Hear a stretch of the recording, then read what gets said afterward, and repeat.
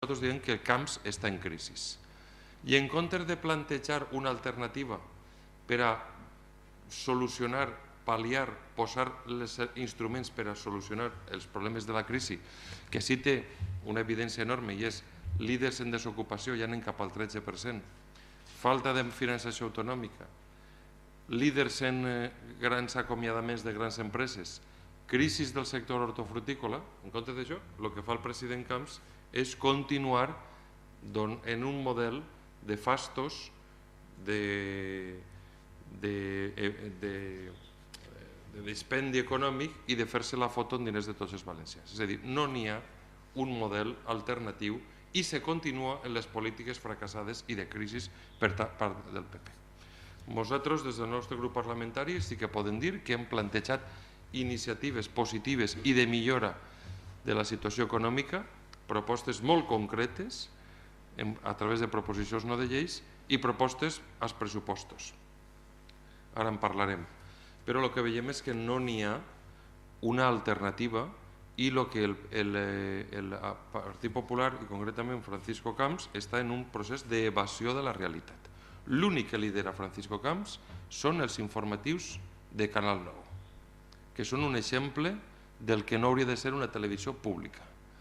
Jo crec que en aquests moments podem sentir-nos preocupats perquè el que ens trobem és un president que fuig de la realitat i que només té com a referent els informatius de Canal 9 que se dediquen bàsicament a manipular i enganyar l'opinió pública. Davant una greu situació de crisi i davant un govern que no actua amb aquesta crisi en el marc de les seues competències, amb un deute astronòmic de 14.000 milions d'euros, el que crec és que si continua aquesta dinàmica, el president Camps hauria de plantejar-se la convocatòria d'eleccions al País Valencià. En quant a la crisi, és que realment no volen parlar-ne. El que volen és queixar-se, com digué jo l'altre dia al plenari, volen plorar, però no volen solucions. Ni volen parlar-ne, no volen parlar-ne perquè ens hem proposat des del grup de Compromís de fer al gener fer un plenari extraordinari per a debatre exclusivament la situació de crisi econòmica que tenim al País Valencià, cosa que va ser en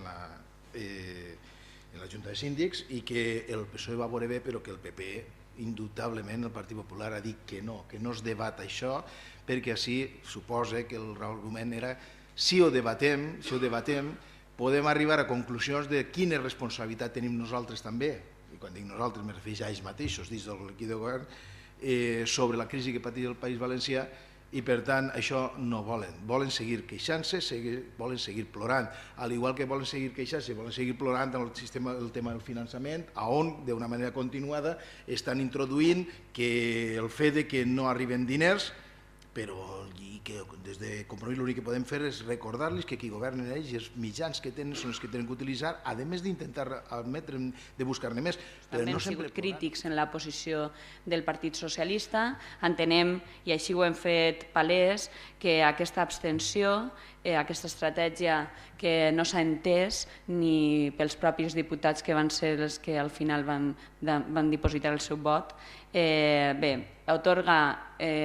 únicament un xec en blanc al Partit Popular perquè continue en aquesta política de desfeta del sistema valencià, del sistema públic valencià. Exemples hi ha molts i